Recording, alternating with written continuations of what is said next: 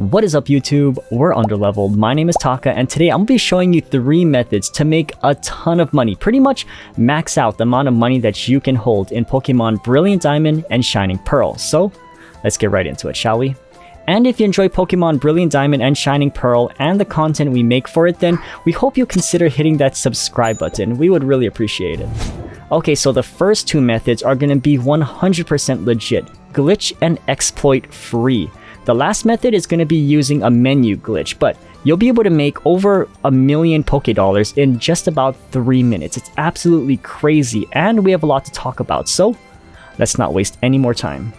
So the first method is going to be the Verse Seeker method, and huge shout out to Austin John Plays for this. The link for his video will be in the description down below. But essentially, you're going to be using an Amulet Coin and the Versus Seeker to re-battle the same trainer over and over to get a lot of money. Now, the best part of this is that you can do this early in the game, pretty much when you reach Hearthome City for the first time. Now, I'll go over where to get the Versus Seeker as well as where to get the Amulet Coin. So you get the Verse Seeker on your way to Hearthome City right after you get off a cycling road. Professor Rowan's assistant will ask you to pick a hand. Now, you get the same things no matter which hand you pick, so it doesn't really matter, but they'll give you the Verse Seeker. Then once you get to Hearthome City, head to Enemy Square at the top left of Hearthome City. Once you get inside Enemy Square, make your way to the top right, and inside of one of the stone huts will be the Amulet Coin. Now that you have those 2 things, just head down to Route 212 from Hearthome. Just keep making your way down until you reach a cute, old, rich couple. You'll be battling these 2 trainers over and over for lots of money. Now, the first thing I recommend doing is setting your Poketch app to the counter. Now, if you don't have it, I'll show you how to get it in just a bit. But this will keep track of your steps because the Verse Seeker needs 100 steps to be able to use it again. But if you don't have it, you don't need it because the Verse Seeker will tell you how many steps you need to take for it to recharge again. Alright, so the gentleman will have a Chatot and the lady will have a Roselia. Now, while their Pokemon won't ever change, their levels will. Now, depending on where you are in your game, their levels will go up. I believe the highest is level 60 in post-game. But at this point of my game, they're level 40, and with the Amulet Coin, they each give me 16,320 Pokédollars, which means it will take me 62 battles for me to reach the max amount of money I can hold. And in my hour-long test, it took me about 58 minutes to hit 1 million Pokédollars. Now, your time may vary because there is some RNG involved. For example, the Versus Seeker won't always let you re-battle them. There were instances where I had to use it 2, even 3 times for them to re-battle me. Also, if you run out of power points or your Pokemon evolve or learn new moves, these are all things that can make this method take longer. But if you battle them at a higher level, then you will get more money. What I'm trying to say is that there are many variables that can contribute to a faster or slower time. Another thing that will help you complete these battles faster is by turning your text speed to fast, also turning your battle effects off. Now, if you don't have the Poketch counter app, you get it from the 2nd floor of the Veilstone City department store. Now, if you haven't reached Veilstone City yet, again, you don't need it, but it does make things a lot easier. But you also want attacks that can one-hit KO them, as well as have a lot of power points, so you don't run out of your attacks as fast. These moves that I have, they're actually not optimal because I did have to use an Ether a couple of times. You also want to avoid attacks that have low accuracy, so my moveset is just not good for this at all. But it worked, so I'm sure yours can work too. But your main goal is to be able to one-hit KO them, which is a perfect segue to my next pro tip. Not only would it save you a lot of time being able to one-hit KO them, but the Lady's Roserade has the ability Poison Point. If you hit it with a physical move, it has a chance to poison you, and since we're battling her so many times, you can guarantee that you will get poisoned. But if you attack first and you're able to one-hit KO it, then your Pokemon will never take damage from poison, so save your antidotes. But that's about everything you need to know about this method. It's not the fastest, but it is efficient and you can guarantee that it won't get patched out in the future. Now for the next method, it is 100% legit, no glitches or exploit used. You can make a lot of money very, very fast, but even though it is legitimate, I feel like it will get patched in the future because I feel like Pokemon didn't plan for this. So for this method, you're going to be buying pedestals from Veilstone City department store, and you can make about an 80% profit in only about 2 to 4 minutes. It's extremely easy and extremely fast. It's also 100% legit. So once you reach Veilstone City, you can start doing this. First, head underground and follow this path to the trader. Now look for a TM that you can buy using small red, blue, or green spheres. You can actually Google the resale price of the TMs to find out which one is higher. So TM48 is worth more than TM41, so I'll be buying those. Now note that the inventory changes daily. Some days the TMs won't sell for that much, and some days they'll sell for a lot more. It all depends on what they have that day. But anyway, just head back up to the 4th floor of the Veilstone department store. If you want to save time, taking the elevator is actually slightly faster than taking the escalator, but the difference is so slight that it really doesn't matter, so just do whatever you want. Now, since I need red spheres, I'm going to be purchasing the square pedestals. If you need blue, then get the round ones, and if you need green, then talk to the other lady behind the counter and buy the sturdy pedestals. Now I'm just going to buy as many as I can afford. You don't need to have 300,000 Pokédollars to start, just buy however many you can. Then we're going to head back underground and go to the same trader. Now trade in your pedestals for spheres, making sure not to go over the max amount that you can hold, which is 999. Now I was rushing, so I did go over, but it wasn't by that much, so it's okay. But once you have the max amount, just go ahead and trade for the TM you want.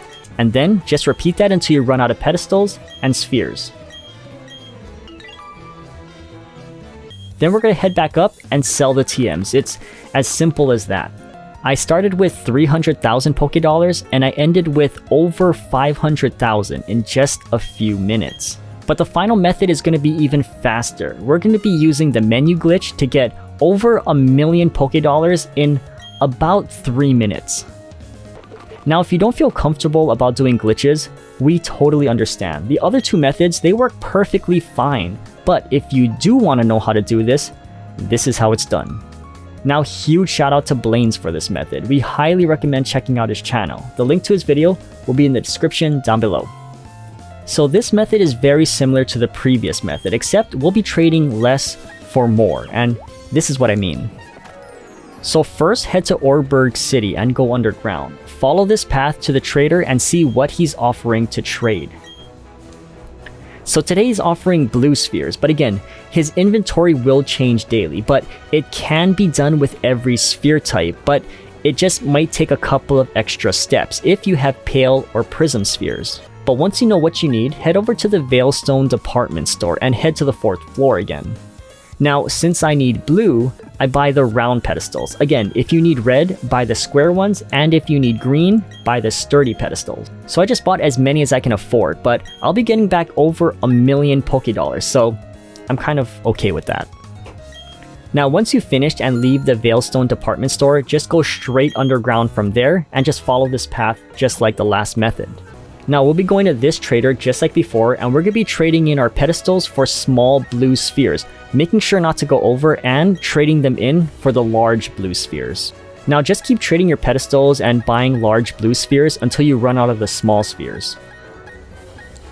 Now depending on what your inventory is like, you can actually do this faster, but again, it's random, so just stick with this method.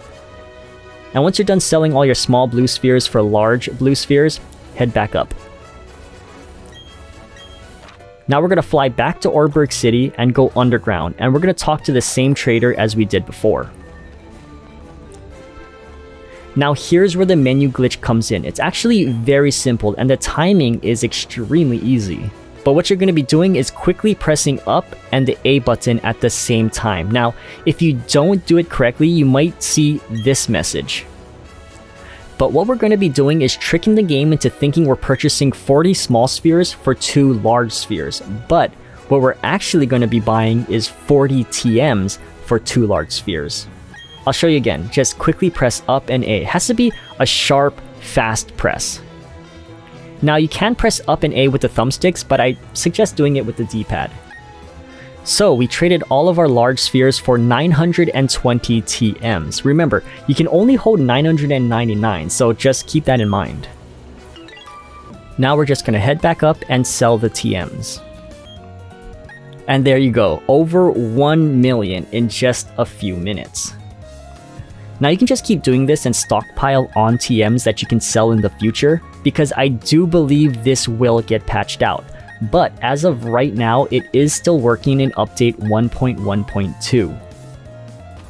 But those are some of the fastest methods to make a lot of money in Brilliant Diamond and Shining Pearl. And if you found this video helpful, then don't forget to hit that like button, as well as subscribe and turning on the bell for notifications for more Brilliant Diamond and Shining Pearl content. But thank you for watching, and I'll see you next time. Bye.